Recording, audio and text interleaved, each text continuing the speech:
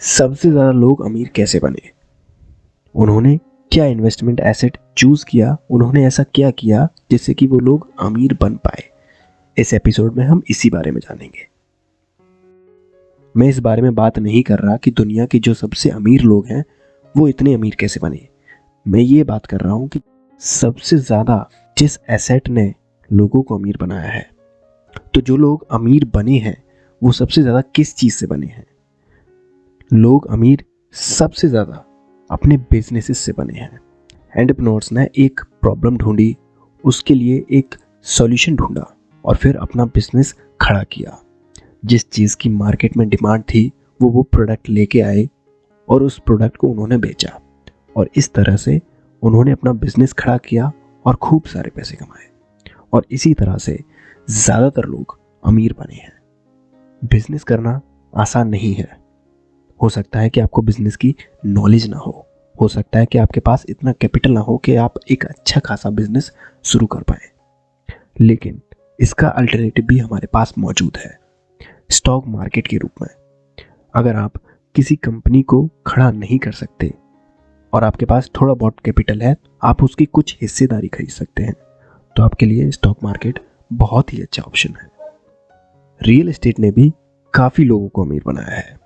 Real estate में लोग commercial buildings किराए पर दे देते हैं, उनकी वैल्यू भी बढ़ती रहती है, उनको एक किराया भी आता रहता है और वो लोग कई सारे कमर्शियल बिल्डिंग्स, कई सारे कमर्शियल फ्लैट्स, कई सारे कमर्शियल अपार्टमेंट्स खरीदते रहते हैं और उनको बेचते रहते हैं या फिर किराए पर देते रहते हैं, जिससे कि उनके लिए एक तो स्टडी इनकम आती रहेगी और ऊपर से उनकी वैल्यू बढ़ती रहेगी, जिससे कि लॉन्ग टर्म में वो लोग भी काफ़ी अमीर बन जाते हैं। तो बिजनेस और रियल एस्टेट इन दोनों ने ही बहुत से लोगों को अमीर बनाया है। अब एक बिजनेस को शुरू करना, उसे रन करना अच्छे से आसान नहीं होता। उसमें बहुत सारी चीज़ें आ जाती हैं। आपको अच्छे से मैनेज करना आना चाहिए कंपनी को, आपको मार्केटिंग करनी आनी चाहिए, आपको सेल्स करनी आनी चाहिए। इसमें बहुत सारी चीज़ें आ जाती हैं और ये आसान नहीं होता। अगर आप बिजनेस नहीं कर सकते तो उसका अल्टरनेटिव है स्टॉक मार्केट। स्टॉक मार्केट में आप बिजनेसेस की कुछ हिस्सेदारी खरीद सकते हैं और लॉन्ग टर्म में आपको उसके प्रॉफिट का भी हिस्सा मिलता रहेगा, उसकी शेयर प्राइस की बढ़ते रूप में और डिविडेंड्स के रूप में। तो इस सीरीज़ में हम बात करेंगे शेयर मार्केट की। जैसे पिछले एपिसोड में भी मैंने बताया था कि शेयर मार्केट एक ऐसा बाजार है जहां पर कंपनियों की हिस्सेदारी खरीदी और बेची जाती है। आप चाहें तो किसी भी कंपनी का शेयर्स खरीद सकते हैं और कितने भी शेयर्स खरीद सकते हैं। जितनी ज़्यादा आप उसकी हिस्सेदारी खरीदेंगे उतना ज़्यादा आपको प्रॉफिट मिलेगा और उतना ही ज़्यादा आपको कैपिटल भी चाहिए होगा।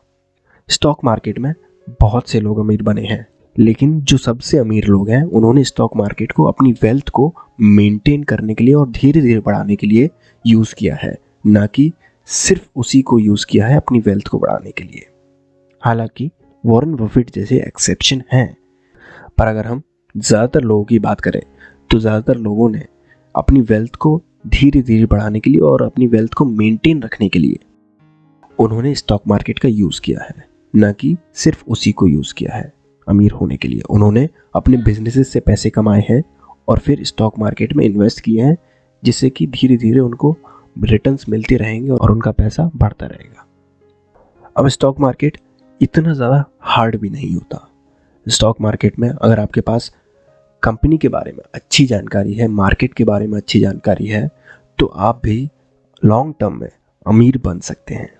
अगर आपने सही कंपनियां नहीं चुनी स्टॉक मार्केट में तो आपका पैसा डूब भी सकता है। तो आपको सही कंपनी चुनना आना चाहिए। वो कैसे होगा? आप उनकी बैलेंस शीट्स देखेंगे, आप उनके लेजर्स देखेंगे, आप उनका मैनेजमेंट देखेंगे, आप उनके बिजनेस प्लान्स देखेंगे, आप उनकी इंडस्ट्री देखेंगे और भी कई सारी चीज़ें हैं और भी कई सारे इंडिकेटर्स हैं। इन सारी चीज़ों से आप एक अच्छी कंपनी की पहचान कर सकते हैं।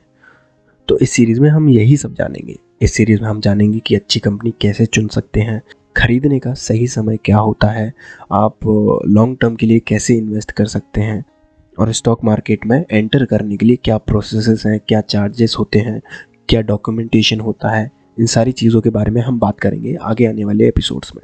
तो इस एपिसोड के लिए बस इतना ही। अगले एपिसोड में हम जानेंगे कि किस कंपनी में हमें इन्वेस्ट करना चाहिए, हमें कितने रिटर्न्स देखना चाहिए, हमें रिस्क कितना लेना चाहिए। अगर आपको हमारा पॉडकास्ट पसंद आता है या फिर ईगर इन्वेस्टर सीरीज पसंद आती है तो प्लीज़ हमारे पॉडकास्ट को एक 5 स्टार रेटिंग दीजिए। इससे हमें काफ़ी ज़्यादा हेल्प मिलेगी। आप रेटिंग हमें एप्पल पॉडकास्ट पर दे सकते हैं, पॉडचेजर पर दे सकते हैं, आप स्पॉटिफाई पर हमें रेटिंग दे सकते हैं। रेटिंग्स के लिए लिंक आपको डिस्क्रिप्शन में मिल जाएंगी। और अगर आप हमें यूट्यूब पर देख रहे हैं तो प्लीज़ हमारे वीडियो को शेयर कीजिए। इससे आप दूसरों को कुछ सिखा पाएंगे और उनकी भी मदद कर पाएंगे। अगले एपिसोड में फिर मिलेंगे, तब तक के लिए अपना ख्याल रखें और सीखते रहें।